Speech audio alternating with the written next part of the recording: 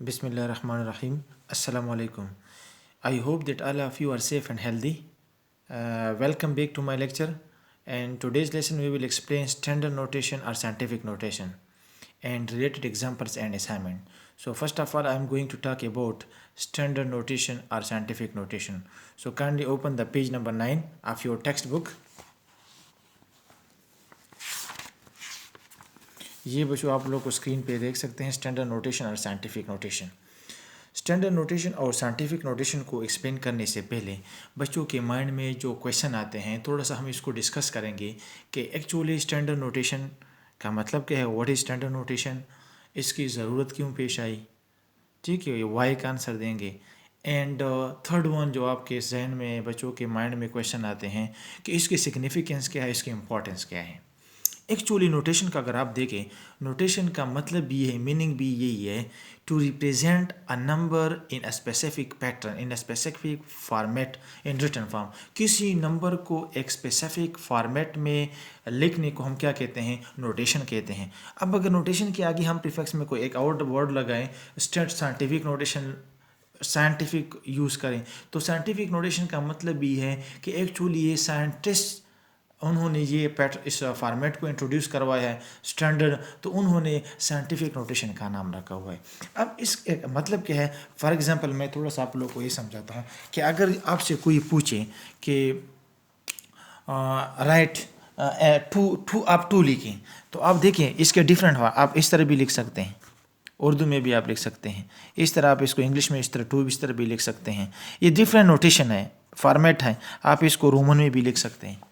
तो यहाँ पे भी स्टैंडर्ड नोटेशन में हम सिर्फ ये डिस्कस करते हैं कि आप एक नंबर आपको एक नंबर दिया गया है और उसी नंबर को आप किसी दूसरे फॉर्मेट में लेके उसी सेम नंबर को, जिस तरह ये टू है, टू आप रोमन में इस तरह लिखते हैं, इंग्लिश में इस तरह लिखते हैं, उर्दू में आप इस तरह लिखते हैं, इसी तरह स्टैंडर्ड नोटेशन या साइंटिफिक नोटेशन भी यही मेथड है, यही मेथडोलॉजी हम अप्लाई करेंगे। लेकिन इसका एक अलग इसका मैथमेटिकल फार्मूला है, किस तरीके से इसका जनरल फार्मूले के मुताबिक हम इसको कन्वर्ट करेंगे, उसमें कौन कौन से टर्म्स यूज़ होते हैं।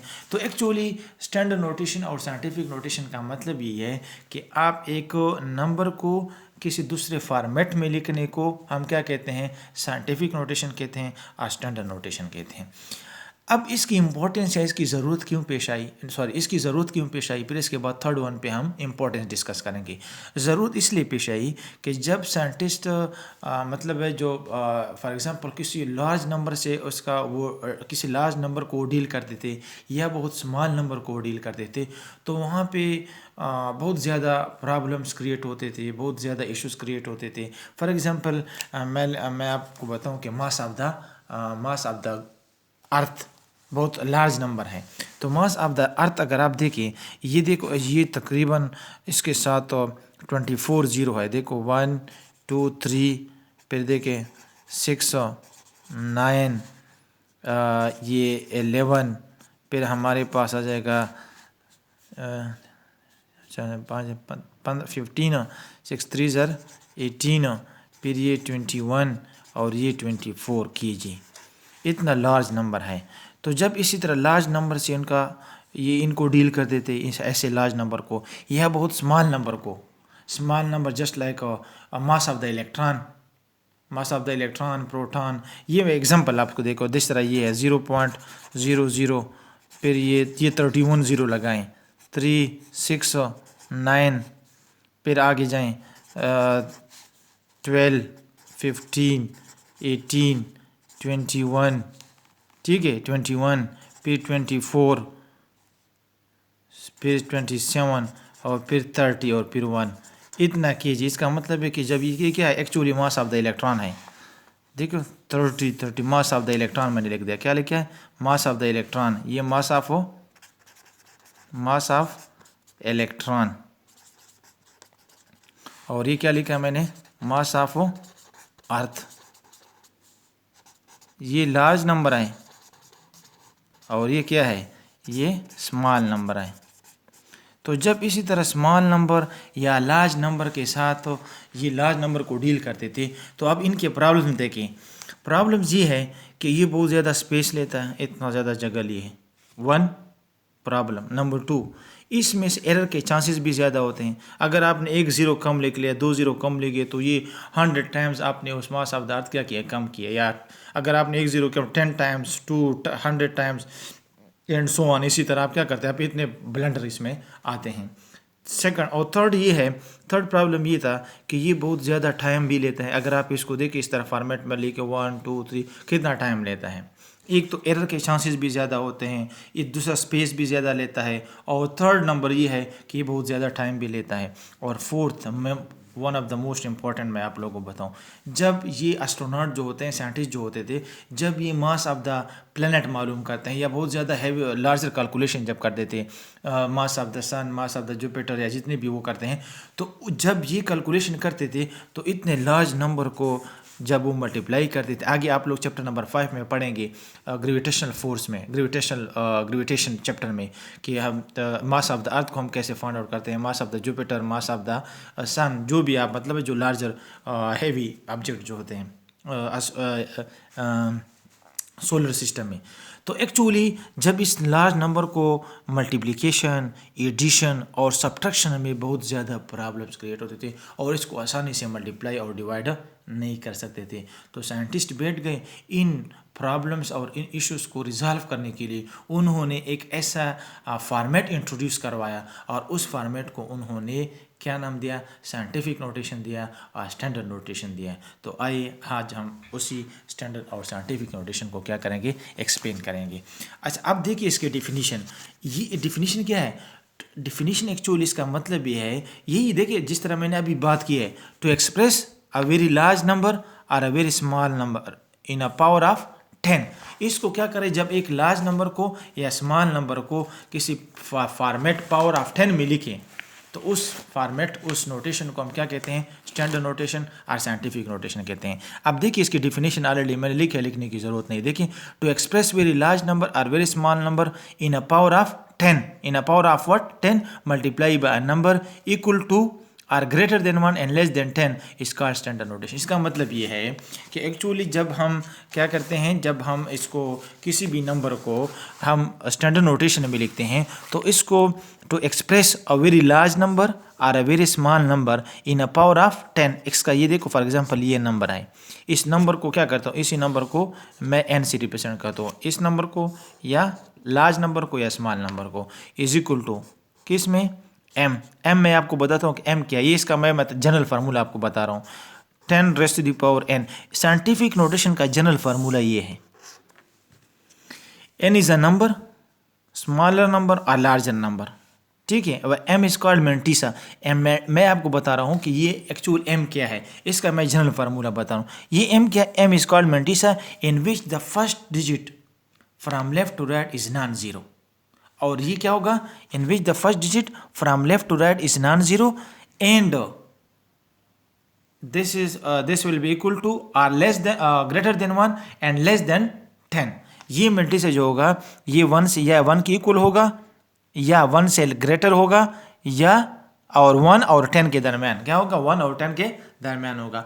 ये मैं थोड़ा सा आप लोगों को बैकग्राउंड बताऊँ, अभी मैंने शुरू नहीं किया, अब हम डिस्कस करेंगे तो आप लोग को और भी क्लियर हो जाएगा। इस पे जब हम एग्जांपल्स करें तो और भी क्लियर हो जाएगा। इन पे हमारे कोर्स में एग्जांपल्स है बहुत ज़्यादा, वो हम इंशाल्लाह करेंगे तो और भी आप लोग को समझ आ जाएगी। ये थोड़ा सा मैंने आप लोग को इसके बैकग्राउंड बता दिया कि लार्ज नंबर जब वो लिखते थे, स्मॉल नंबर को लिखते थे, तो बहुत ज़्यादा प्रॉब्लम्स क्रिएट होते थे। मैंने कि प्रॉब्लम्स ये बताया कि उन एक्चुअली प्रॉब्लम्स क्या थे, स्पेस ज़्यादा लेते थे, टाइम ज़्यादा वेस्ट होता था, एरर के चांसेस ज़्यादा होते थे। जब वो कैलकुलेशन करते थे, लार्जर हेवी बॉडीज़ को फाइंड आउट करते थे, तो वहाँ पे वो मल्टीप्लिकेशन, अब इस इतने लार्ज नंबर को आप कैसे मल्टीप्लाई करेंगे किसी दूसरे लार्ज नंबर के साथ, मास ऑफ द मून के साथ, मास ऑफ द सन के साथ, तो इतने लार्ज नंबर के मल्टीप्लिकेशन और सब्ट्रैक्शन और एडिशन बहुत ज़्यादा प्रॉब्लम। तो इनको क्या करते हैं, इनको इन प्रॉब्लम्स को रिजॉल्व करने के लिए उन्होंने एक ऐसा फॉर्मेट इंट्रोड्यूस करवाया, फाउंडेशन रखी, और इस सिस्टम, उस नोटेशन को, उस फॉर्मेट को उन्होंने क्या नाम दिया, साइंटिफिक नोटेशन का नाम दिया, और इसका मैथमेटिकल फॉर्म ये है। अब ये देखिए, जिस तरह मैंने यहाँ पे आप लोगों को डिफिनीशन बताया, तो एक्सप्रेस वेरी लार्ज नंबर, जिस तरह मैंने आप लोगों को यहाँ पे large number, or very small number in a power of 10 multiplied by, देखिए इन अ पावर ऑफ 10। यहाँ पे मैंने मैथमेटिकल को देखो, इधर देखो, इधर देखो, ये क्या है, ये मल्टीप्लाई देखो, एक्सप्रेस वेरी लार्ज नंबर और वेरी स्मॉल नंबर, इस डिफिनीशन के साथ मैं इसको कंपेयर करता हूँ। ये मैथमेटिकल जनरल फार्मूला है। In a power of 10 multiply by, जो मैंने मल्टीसा की बात की है, ये क्या multiplied by what, 10, power of 10 के साथ मल्टीप्लाई करिए उस नंबर को। एंड m क्या है, m by a number equal to और greater than 1 and less than 10 is called standard notation. ये इसके डेफिनेशन है, ये इसका मैथमेटिकल फॉर्म है। और आइए हम जब एग्जांपल करें तो और भी क्लियर हो जाएगा आप लोगों को। ये देखो, n is a given number, m given number, देखो इधर मैंने लिखा है small or large, m is called mantissa, such a number. ये कौन सा नंबर है, उस first digit from left to right. जब हम नंबर लिखते हैं ना तो इस तरह लिखते हैं ना, जिस तरह देखो 6 1 2 3 4 एंड सो ऑन। तो ये फ्रॉम लेफ्ट से हम स्टार्ट करते हैं। सो या मैं लेके देखो 0.00001, तो इसमें फर्स्ट डिजिट कौन सा है, first digit from left to right, ये लेफ्ट से स्टार्ट होता हूँ। देखो ये 0 0 0 0, ये फ्रॉम लेफ्ट टू राइट कौन सा डिजिट है, ये दिस इज कॉल्ड, इस नंबर को हम क्या कहते हैं, मेंटिसा कहते हैं। In which the first digit from left to right is a non zero. अगर मैं इसको लिखूँ ना 1 2 3, तो डिसिमल पॉइंट अभी हम डिस्कस करेंगे, इसमें 1 क्या है, ये 1, ये क्या है, मेंटिसा है, this is called in mantissa. अच्छा अब देखें, ये हमारे पास n is the number of digit, number of digit. तो अच्छा यहाँ पे हमने first digit from left to right is non zero equal और ग्रेटर देन 1, जिस तरह मैंने आप लोगों को बता दिया। And n is the number of digit through which the decimal point has been moved. जब हम एग्जांपल करेंगे तो आप लोग को ये सब कुछ क्लियर हो जाएगा कि n स्मॉल n क्या था, कैपिटल M क्या है, ये n क्या है। That will be the value of n may be positive और नेगेटिव, ये पॉजिटिव भी हो सकता है और नेगेटिव भी हो सकता है। अब ये रूल्स हैं, रूल्स को देखिए, ये दोबारा मैं आप लोगों से दोबारा हम इसको वापस जाएंगे जब मैं रूल डिस्कस करूं। Following rules will be helpful while converting a number into standard form. अब देखिए number 1, in a given number n move the decimal point and place it after first non zero digit which will make it a mantissa. जब आपको कोई number देते हैं उस number को क्या करें, फर्स्ट मेंटिसा में फर्स्ट नॉन जीरो डिजिट के बाद पुट करें। और ये आपके पास ये एग्जांपल मैं आप लोगों को देता हूँ, एक एग्जांपल हम करते हैं और एग्जांपल के साथ साथ हम रूल्स भी डिस्कस करेंगे।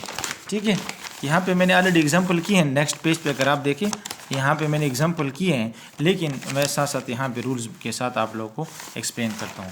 फर्स्ट देखिए, फर्स्ट हमारे पास ये है, जिस तरह मैंने आप लोग को मैं एक देखता हूँ 1 जनरल एक नंबर लिखता हूँ 2 3 4 4 4 kg, इतना मैंने नंबर लिखा है।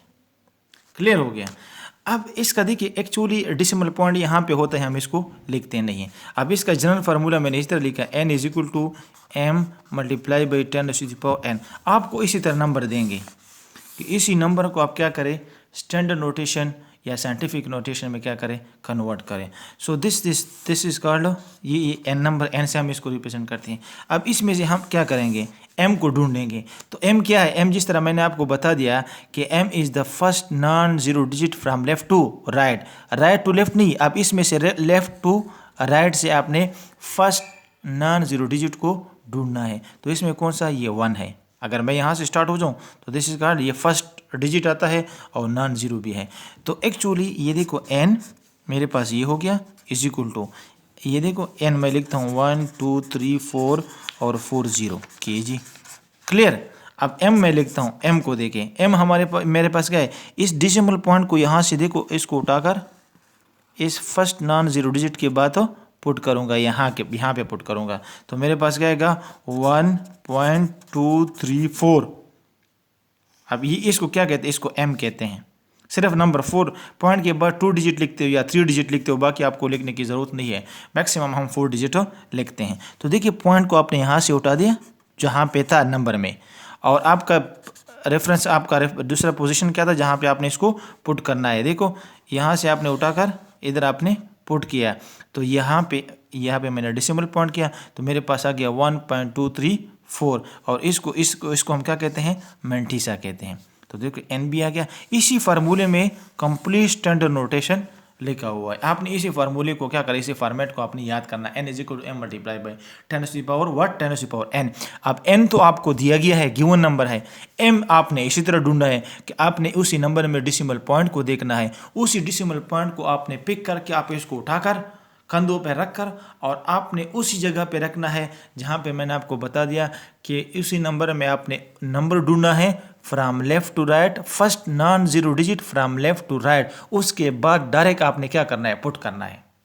क्लियर है। अब देखो जिस तरह मैंने आपको थोड़ा सा ये, चलो मैं दोबारा फिर नेक्स्ट एग्जांपल में मैं आपको समझाता हूँ। ये हमारे पास मेंटिस आ गया। अब फिर क्या गया 10 तो ऑलरेडी इसको आपने नहीं छेड़ना, इसको आपने कुछ नहीं करना, ये इस तरह रहेगा। अब ये स्मॉल n देखें, n क्या है, n is the number of digit between the two decimal points. इस डिसिमल पॉइंट और इस डिसिमल पॉइंट के दरमियान जितनी भी डिजिट्स हैं उसको आपने n काउंट करना है। कितने हैं, 1 2 3 4 5 6 7, तो ये आपके पास क्या आएगा 7। अच्छा, अब यहाँ पे n में थोड़ा सा और वो रूल्स देखें। ये तो मैंने आपके साथ सारे रूल्स भी डिस्कस किए। अब ये है कि अगर आप फ्रॉम राइट टू लेफ्ट, अगर आप राइट से आपने डिसिमल पॉइंट को उठाया है, इसी तरह ये देखो यहाँ पे आपने इस कंधों पे आपने रखा है, हाथ में रखा, आप इसको राइट टू लेफ्ट आ रहे हो तो ये पॉजिटिव होगी। क्या होगी, इसकी वैल्यू पॉजिटिव। और अगर आप लेफ्ट टू, यहाँ पे डिसिमल पॉइंट था, यहाँ से आप लेके जा रहे हैं किधर, राइट की तरफ, तो ये फिर नेगेटिव होगी। तो अब इसी फार्मूले में ये वैल्यूज पुट करें, देखो n तो आपके पास ये आएगा 1 2 3 4 और ये 40 kg। क्लियर, तो ये हो जाएगा 1 2 3 4 5 6 7 थे ना, सही है। अच्छा, अब देखें फिर m ये है फार्मूले के मुताबिक, मैं इधर m लिखूंगा 1.234 मल्टीप्लाई बाई 10⁻, n हमारे पास क्या है 7 है, तो ये देखो n 7। So this number can be written and standard form as. अब इसको स्टैंडर्ड फॉर्म में हम कैसे लिखेंगे, जैसे 1.23 मल्टीप्लाई बाई 10⁻7। तो आपको याद होगा कि जब हम मल्टीप्लिकेशन करते हैं तो जब बेस सेम होते तो पावर क्या होंगे, ऐड होंगे। अब देखो ये पावर टाइम भी कम लेता है, स्पेस भी कम लेता है और उसमें एरर के चांसेस भी नहीं होते। तो ये तो फर्स्ट थोड़ा सा मैंने आपको एग्जांपल बता दिया। देखो मैं दोबारा इसको रिपीट करता हूँ। ये मेरे पास, ये मैंने जनरल एक एग्जाम्पल लिख दिया, फिर हम बड़े, ये तो स्मॉल है थोड़ा सा, ना लार्जर है ना स्मॉल रहा है, ये तो बहुत लार्जर, जिस तरह मैंने 10⁻24 kg 10⁻31 प्लस 31, भाई इतने ज़्यादा लार्जर वैल्यू है। अब दोबारा देखें, ये देखो ये मेरे पास एक नंबर है, इसको मैं स्टैंडर्ड नोटेशन में लिखता हूँ। फर्स्ट ऑफ ऑल आपने इस नंबर को देखना है कि इस नंबर में डिसिमल पॉइंट कहाँ पे हैं। आपने अगर डिसिमल, फॉर एग्जांपल जिस तरह हम पॉजिटिव नंबर लिखते हैं जहाँ पे उसके एंड में डिसिमल पॉइंट होता है, तो डिसिमल पॉइंट यहाँ पे हो गया, जिस तरह मैंने आपको ये बता दिया। अब यहाँ से डिसिमल पॉइंट को आपने उठाना है, ये तो हमारे पास n हो गया, n की बात तो क्लियर हो गई। अब आपने इसी को ढूंढना है, m को ढूंढना है। अब m आप कहाँ कैसे ढूंढेंगे, इस नंबर में आप डिसिमल पॉइंट को उठाएं जहाँ पे है और इसको आप रखें, बात को सुने, देखिए first non zero digit from left to right. अब देखो लेफ्ट से राइट की तरफ आएंगे और उसमें फर्स्ट नॉन जीरो डिजिट को ढूंढना है। फर्स्ट नॉन जीरो डिजिट का मतलब है जो ज़ीरो ना हो।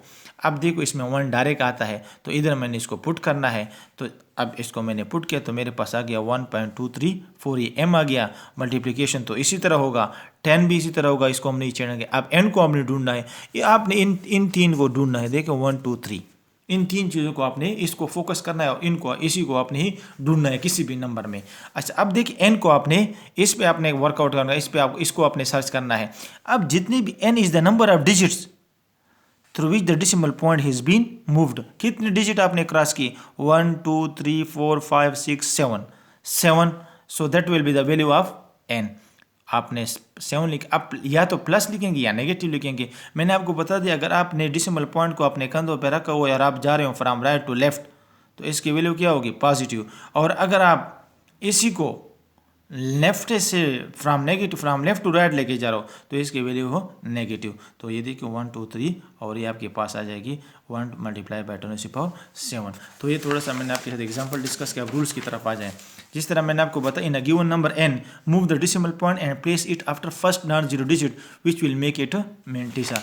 जिस तरह अब यहाँ से मैंने इसको उठाया और फर्स्ट नॉन जीरो डिजिट के बाद पुट किया तो ये आपके पास क्या गया, which will make it mantissa. अब नंबर 2 को the number of digit through which the decimal point has been moved that will be the value of n। जिस तरह मैंने आपको बता दिया कि n की वैल्यू क्या है, ये n वो डिजिट है जितने डिसिमल पॉइंट आपने क्या किया, इसको मूव किया, through which the decimal point has been moved that will be the value of n, power of 10 के ऊपर जो होता है।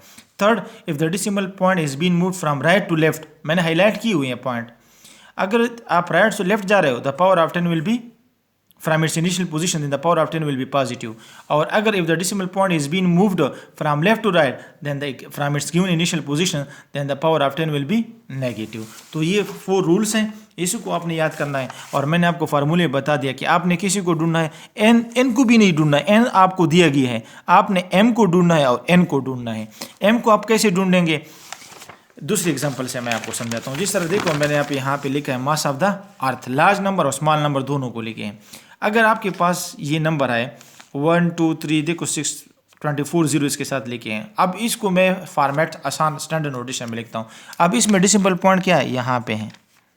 अब इसमें ये तो n हो गया, आपने किसको ढूंढना है, n is equal to n तो हो गया, m और स्मॉल n को आपने ढूंढना है। अब यहाँ से डेसिमल पॉइंट को उठाएं और फ्रॉम लेफ्ट टू राइट, इसमें कौन है, डायरेक्ट 6 आता है, तो यहाँ से उठाए और इधर आप पुट करें। अब इतने इस दोनों डेसिमल पॉइंट के दरमियान जितनी भी डिजिट्स है, अब देखो ये 6 क्या आ गया, ये 6 विल बी द m, यहाँ पे तो मैं ये n आपके पास, तो ये नंबर आ गया कंप्लीट।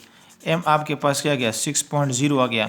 और n आपके पास क्या आ गया, n आपके पास देखो 1 2 3 4 5 6 7 8 9 10 11 12 13 14 15 16 17 18 19 20 21 22 23 24 कितने जीरो आ गए, 24। और मैंने आपको कहा कि if the number of digit through n is the number of digit to which the decimal point has been moved that will be the value of n, 24 आ गया। अब ये पॉजिटिव होगा क्योंकि इसका जनरल फार्मूला मैंने इस तरह लिखा था, n is equal to m multiply by 10⁻n, तो n तो ये हो गया, m आपने इसको ढूंढ लिया और इस स्मॉल n को which will be the decimal points the digit between the 2 decimal point that will be the value of n। अब क्वेश्चन ये भी है, ये पॉजिटिव होगा या नेगेटिव, पॉजिटिव मैंने आपको बता दिया क्योंकि फ्रॉम राइट टू लेफ्ट आप जा रहे हैं तो ये पॉजिटिव, अगर आपने इसको लेफ्ट से राइट की तरफ लेके तो नेगेटिव। So 6 multiply by 10⁻24। आप देखो ये कितना आसान हो गया, और इसके मल्टीप्लिकेशन। और इसी तरह मास ऑफ द इलेक्ट्रॉन को देखें 0.00000 ये 30 जीरो है, कितने हैं 30। अब ये स्मॉल नंबर है, अब इसमें से ये तो आपके पास क्या आ गया, ये n आ गया। अब आपने m को ढूंढना है from left to right, non zero digit आपने सर्च करना है फ्रॉम लेफ्ट टू राइट, ये क्या आ गया 1 आ गया। तो इधर से डेसिमल पॉइंट को उठाएं और 1 के बाद आप क्या करें, पुट करें। तो जब आप 1 के बाद पुट करेंगे तो 1 और ये दैट विल बी द, आपने ये आपके पास m आ गया 1। अब n को आपने ढूंढना है, n आपके पास क्या है, n the digits between the 2 decimal point, the digit between the 2 decimal points that will be the value of in which the decimal point is been moved. तो ये क्या है, n की वैल्यू, ये हमारे पास 31 है। अब क्योंकि ये फ्रॉम लेफ्ट टू राइट में जा रहा हूँ तो ये क्या होगा, नेगेटिव। So 1 multiply by 10⁻³ 31। तो इस तरीके से आप लोग इसको करेंगे। इसको आप लोग थोड़ा सा आप इसको इस पे होमवर्क करें, इसको थोड़ा सा आप इसको इस पे प्रैक्टिस ज़रूर करें। फिर इंशाल्लाह नेक्स्ट वीडियो में, नेक्स्ट लेक्चर में इसके जितनी भी रिलेटेड एग्जांपल्स आए इसकी जो बुक में, वो हम क्या करेंगे, डिस्कस करेंगे। And thank you so much for watching this video. इंशाल्लाह नेक्स्ट वीडियो में हम स्टैंडर्ड नोटेशन और साइंटिफिक नोटेशन की जो बुक में एग्जांपल्स है वो हम ज़रूर करेंगे, और इसके बाद आनवर्ड जितने भी एग्जाम्पल और असाइनमेंट है वो करेंगे। सो गुड बाय एंड अल्लाह हाफ़िज़।